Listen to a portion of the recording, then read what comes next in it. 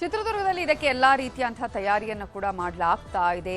ಯಡಿಯೂರಪ್ಪ ಅವರ ರಾಜಕೀಯ ಜೀವನದ 50 ಸಾರ್ಥಕ ಕ್ಷಣಗಳನ್ನು ಮೆಲುಕು ಹಾಕುವ ಅಭಿನಂದನೆಯನ್ನ ಮಾಡುವಂತಹ ಕಾರ್ಯಕ್ರಮವನ್ನು ಅದ್ಧೂರಿಯಾಗಿಯೇ ಮಾಡೋದಕ್ಕೆ ಎಲ್ಲಾ ರೀತಿಯ ಸಿದ್ಧತೆಗಳು ಕೂಡ ನಡೀತಾ ಇದೆ. ಅವತ್ತಿನ ದಿನ ಯಾರ್ಯಾರು ಬರ್ತಾರೆ, ಯಾವ ರೀತಿಯ ಕಾರ್ಯಕ್ರಮ ಇರುತ್ತೆ ಅನ್ನೋದನ್ನು ಕೂಡ ನಾವು ನೋಡೋಣ. ಇನ್ನು ಇವತ್ತಿನ ಬಿಗ್ ಬ್ರೇಕಿಂಗ್ನ ಎರಡನೇ ಸುದ್ದಿ, ರಾಜ್ಯದ 2 ಕ್ಷೇತ್ರಗಳ ಉಪಚುನಾವಣಾ ಮತ ಎಣಿಕೆ. ದಾವಣಗೆರೆ ದಕ್ಷಿಣ, ಬಾಗಲಕೋಟೆಯಲ್ಲಿ ಸಿದ್ಧತೆ. 2 ಕ್ಷೇತ್ರಗಳಲ್ಲಿ ನಾವೇ ಗೆಲ್ಲೋದು ಅಂತ ಹೇಳ್ತಾ ಇದ್ದಾರೆ 2 ಪಕ್ಷದ ಲೀಡರ್ಸ್. ಉಪ ಸಮರ ಗೆಲ್ಲೋದ್ಯಾರು?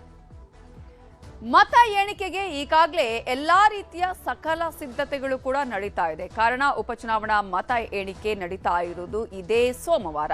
ಈ ಹಿನ್ನೆಲೆಯಲ್ಲಿ ಎಲ್ಲಾ ತಯಾರಿಯನ್ನ ಮಾಡಿಕೊಳ್ಳಲಾಗ್ತಾ ಇದ್ದು, ಸೋಮವಾರ ನಡೆಯಲಿರುವಂತಹ ಮತ ಎಣಿಕೆಗೆ ಭರದ ತಯಾರಿಯನ್ನ ಕೂಡ ಮಾಡಲಾಗ್ತದೆ. ಈಗಾಗಲೇ ಕರ್ನಾಟಕದಲ್ಲಿ 2 ಕ್ಷೇತ್ರಗಳಲ್ಲಿ ಉಪಚುನಾವಣೆ ನಡೆದಿತ್ತು. ಒಂದು ದಾವಣಗೆರೆ ದಕ್ಷಿಣ, ಮತ್ತೊಂದು ಕಡೆ ಬಾಗಲಕೋಟೆ. ಈ 2 ಕ್ಷೇತ್ರಗಳ ಚುನಾವಣಾ ರಿಸಲ್ಟ್ ಅನೌನ್ಸ್ ಆಗೋದು 4ನೇ ತಾರೀಕು. ಸೋಮವಾರ ನಡೆಯಲಿರುವ ಈ 2 ಕ್ಷೇತ್ರಗಳ ಮತ ಎಣಿಕೆಯೂ ಕೂಡ ಎಲ್ಲಾ ರೀತಿಯ ತಯಾರಿಯನ್ನ ಮಾಡಿಕೊಳ್ಳಲಾಗುತ್ತಿದೆ. ಒಂದು ಕಡೆ ದಾವಣಗೆರೆ ದಕ್ಷಿಣ, ಮತ್ತೊಂದು ಕಡೆ ಬಾಗಲಕೋಟೆ. ಈ 2 ಕ್ಷೇತ್ರಗಳಲ್ಲಿ ಯಾವ ರೀತಿಯಾಗಿ ಮತದಾರರ ಪ್ರಭುಗಳು ಯಾರನ್ನ ಈ ಸಲ ಆಯ್ಕೆ ಮಾಡ್ತಾರೆ ಅನ್ನುವಂತಹ ಕುತೂಹಲ ಈ 2 ಕ್ಷೇತ್ರಗಳ ಮತದಾರರಲ್ಲಿ ಇದೆ, ರಾಜ್ಯದ ಜನರಲ್ಲೂ ಕೂಡ ಇದೆ. ಬಾಗಲಕೋಟೆ ಹಾಗೆಯೇ ದಾವಣಗೆರೆ ದಕ್ಷಿಣದಲ್ಲಿ 2 ಕ್ಷೇತ್ರಗಳು ಕೂಡ ಜಿದ್ದಾಜಿದ್ದಿಂದ ಕೂಡಿತ್ತು.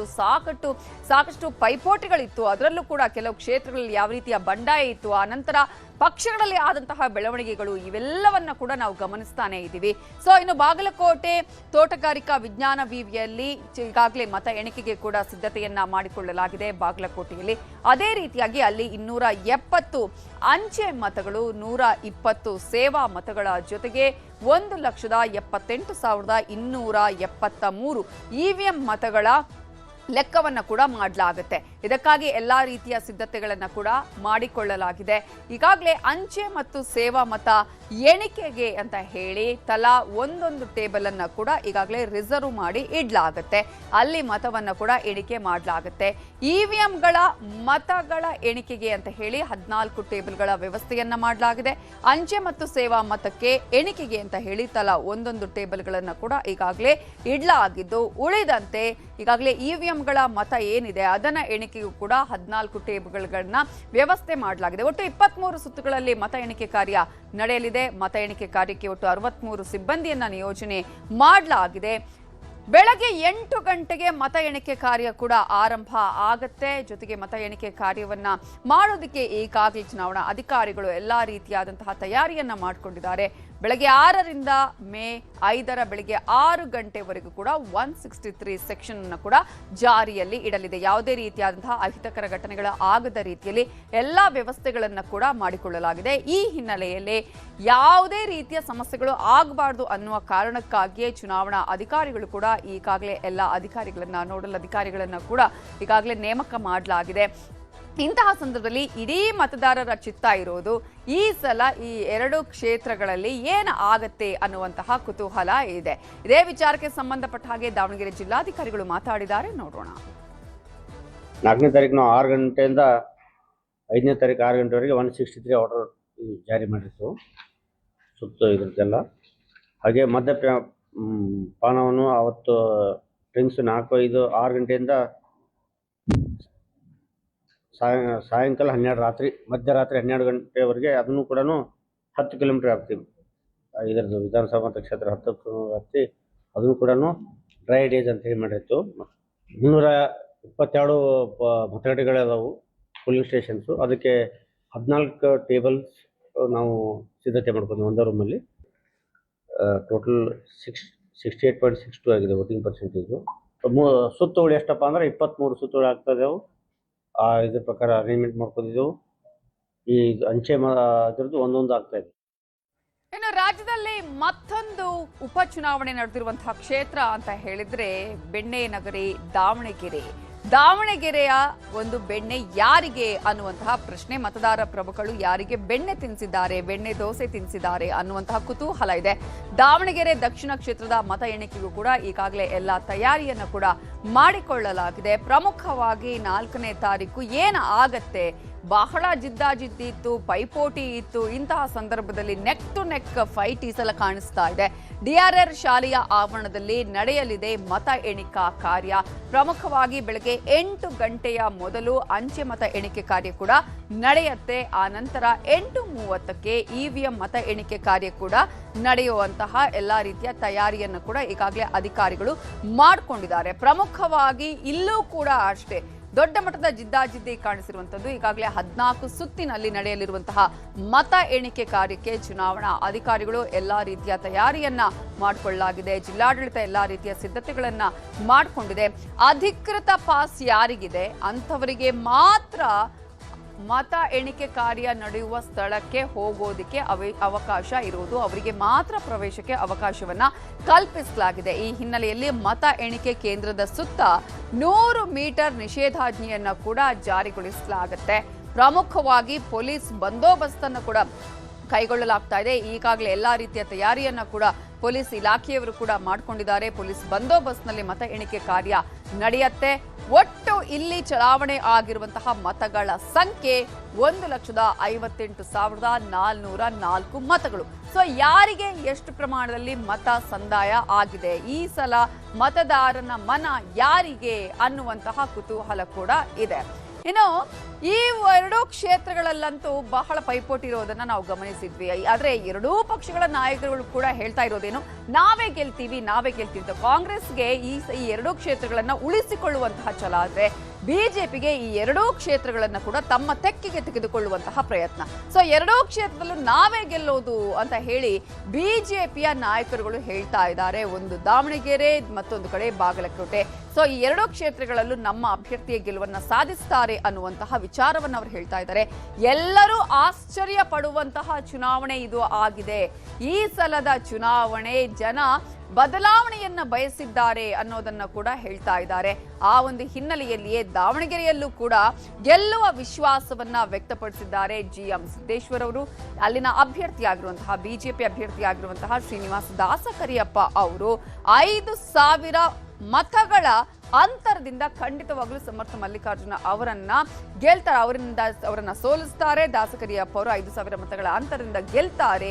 ಯಾಕಂದ್ರೆ ನಾವಿಲ್ಲಿ ಎಲ್ಲವೂ ಕೂಡ ಬಂಡಾಯ ಶಮನ ಆಗಿ ನಾವೆಲ್ಲರೂ ಒಂದಾಗಿ ಕೆಲಸವನ್ನ ಮಾಡಿದ್ದೇವೆ ಅಂತ GM ಸಿದ್ದೇಶ್ವರ್ ಅವರು ಹೇಳ್ತಾ ಇದ್ದಾರೆ. ಯಾವುದೇ ರೀತಿಯಾದಂತಹ ಅಸಮಾಧಾನ ಇದ್ರೂ ಕೂಡ ಅದು ಚುನಾವಣೆಯಲ್ಲಿ ನಾವು ಆ ಅಸಮಾಧಾನವನ್ನ ಹೊರಗಿಟ್ಟು ಕೆಲಸ ಮಾಡಿದೀವಿ ಅಂತ ಹೇಳಿದ್ದು.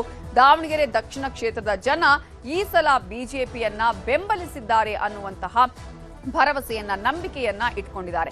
ಬಿಜೆಪಿ ಅಭ್ಯರ್ಥಿ ಶ್ರೀನಿವಾಸ ದಾಸಕರಿಯಪ್ಪ ಅವರು ಕೂಡ ಇದೇ ಒಂದು ವಿಶ್ವಾಸವನ್ನ ಇಟ್ಕೊಂಡಿದ್ದಾರೆ. ಈ ಸಲ ಜನ ಬಿಜೆಪಿಯ ಕೈ ಹಿಡಿತಾರೆ ಅನ್ನುವಂತಹ ನಂಬಿಕೆಯನ್ನ ಅಭ್ಯರ್ಥಿ ಇಟ್ಕೊಂಡಿದ್ದಾರೆ.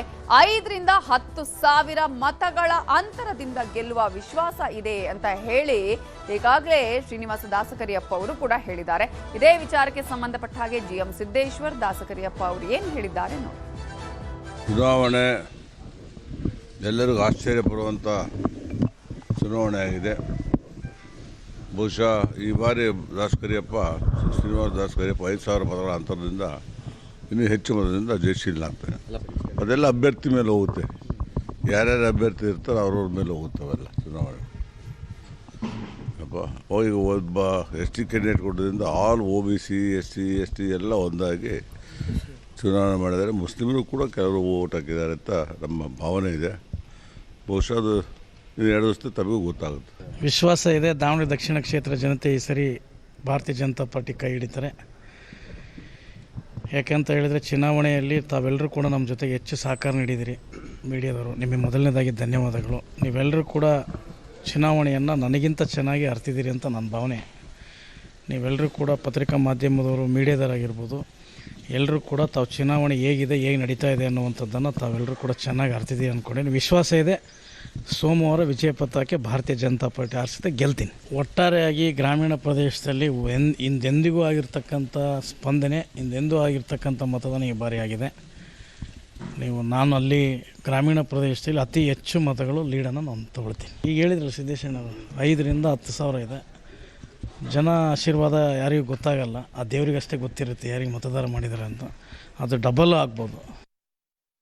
ಈಗಾಗಲೇ GM ಸಿದ್ದೇಶ್ವರ್ ಆಗಿರ್ಬೋದು, ಶ್ರೀನಿವಾಸ ದಾಸಕರಿಯಪ್ಪ ಅವರೇ ಹೇಳುವ ಹಾಗೆ ಈ ಸಲದ ಮತಗಳು ಬೇರೆ ರೀತಿಯಲ್ಲಿ ಚಲಾವಣೆ ಆಗಿದೆ ಅನ್ನೋದು. ಅಂದ್ರೆ ಪ್ರತಿ ಬಾರಿ ಕೂಡ ಮುಸ್ಲಿಂ ಮತದಾರರು ಕಾಂಗ್ರೆಸ್ ಅನ್ನ ಬೆಂಬಲಿಸ್ತಾ ಇದ್ರು, ಕಾಂಗ್ರೆಸ್ ಅನ್ನ ಕೈ ಹಿಡಿತಾ ಇದ್ರು. ಈ ಸಲ ಮುಸ್ಲಿಂ ಮತದ ಎಫೆಕ್ಟ್ ಕೂಡ ಮತದಾನದ ಅಥವಾ ಚುನಾವಣಾ ಫಲಿತಾಂಶದ ಮೇಲೆ ಪರಿಣಾಮ ಬಿದ್ದಿದೆ ಅನ್ನೋದನ್ನ ಗಮನಿಸಬೇಕಾಗತ್ತೆ. ಅದರಲ್ಲೂ ಪ್ರಮುಖವಾಗಿ ಎರಡೂ ಕ್ಷೇತ್ರಗಳಲ್ಲೂ ಕೂಡ ಗೆಲ್ಲುವ ವಿಶ್ವಾಸ ಇಲ್ಲ ಅನ್ನೋದನ್ನ ಕಾಂಗ್ರೆಸ್ ನಾಯಕರೇ ಹೇಳ್ಕೊಂಡಿದ್ದಾರೆ ಅನ್ನುವಂತಹ ಮಾತನ್ನ ಬಿಜೆಪಿ ರಾಜ್ಯಾಧ್ಯಕ್ಷರಾಗಿರುವಂತಹ BY ವಿಜೇಂದ್ರ ಅವರು ಹೇಳಿದ್ದಾರೆ. ಎರಡೂ ಕ್ಷೇತ್ರಗಳಿಗೆ ಅವರಲ್ಲೇ ವಿಶ್ವಾಸ ಇಲ್ಲ, ಅವರಿಗೆ ಗೆಲ್ಲುವಂತಹ ವಿಶ್ವಾಸ ಇಲ್ಲ ಅನ್ನೋದನ್ನ ಕಾಂಗ್ರೆಸ್ ಮುಖಂಡರೇ ನನ್ನ ಬಳಿ ಹೇಳ್ಕೊಂಡಿದ್ದಾರೆ ಅಂತ ಹೇಳಿ ಬಿಜೆಪಿ ರಾಜ್ಯಾಧ್ಯಕ್ಷ BY ವಿಜೇಂದ್ರ ಹೇಳಿಕೆಯನ್ನ ಕೊಟ್ಟಿರುವಂತದ್ದು. ಅದರಲ್ಲೂ ಪ್ರಮುಖವಾಗಿ ಈ ಎರಡೂ ಕ್ಷೇತ್ರಗಳಲ್ಲಿ ಮುಸ್ಲಿಂ ಮತದಾರರು ಈ ಸಲ ಬಿಜೆಪಿಯನ್ನ ಗೆಲ್ಲಿಸುವಂತಹ ನಿಟ್ಟಿನಲ್ಲಿ ತೀರ್ಮಾನವನ್ನ ಮಾಡಿದ್ದಾರೆ. ಹಾಗಾಗಿ ಈ ಎರಡೂ ಕ್ಷೇತ್ರಗಳಲ್ಲೂ ಕೂಡ ಮತದಾರ ಈ ಸಲ ಬಿಜೆಪಿಯ ಕೈ ಹಿಡಿತಾನೆ ಅನ್ನುವಂತಹ ನಂಬಿಕೆ ಇದೆ ಅನ್ನೋದನ್ನ ಹೇಳಿದ್ದಾರೆ.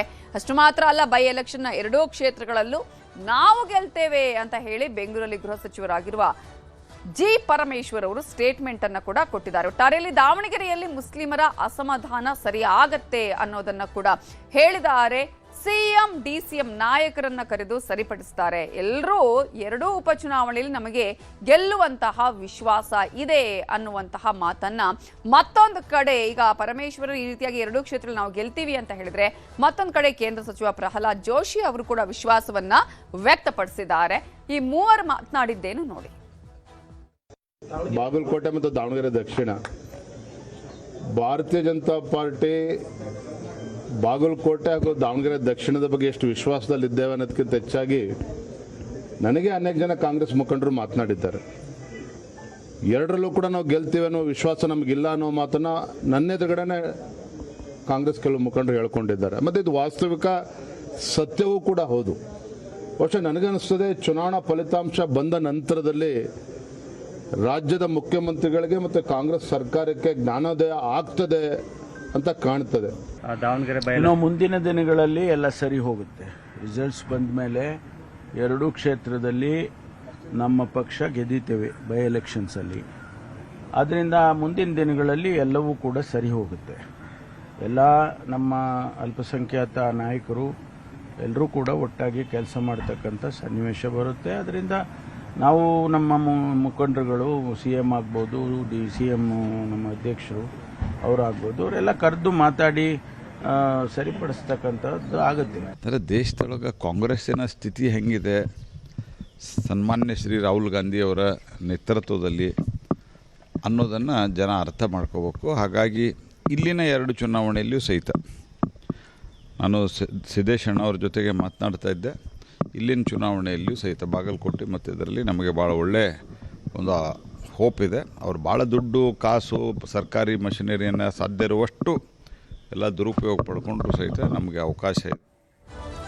5 ರಾಜ್ಯಗಳು ಹಾಗೂ ಕರ್ನಾಟಕದ 2 ಉಪಚುನಾವಣೆಗಳ ಮತ ಎಣಿಕೆ ಸೋಮವಾರ ನಡೆಯಲಿದೆ. ಈ ಚುನಾವಣಾ ಫಲಿತಾಂಶದ ನೇರ ಪ್ರಸಾರ ಸೋಮವಾರ ಬೆಳಗ್ಗೆ 7 ಗಂಟೆಯಿಂದ ನಿಮ್ಮ ನ್ಯೂಸ್ 18 ಕನ್ನಡದಲ್ಲಿ ಪ್ರಸಾರವಾಗಲಿದೆ.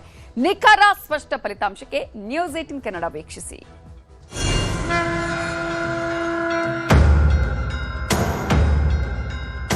5 ರಾಜ್ಯಗಳ ಮತ ಎಣಿಕೆ, 2 ಉಪಚುನಾವಣೆಗಳು.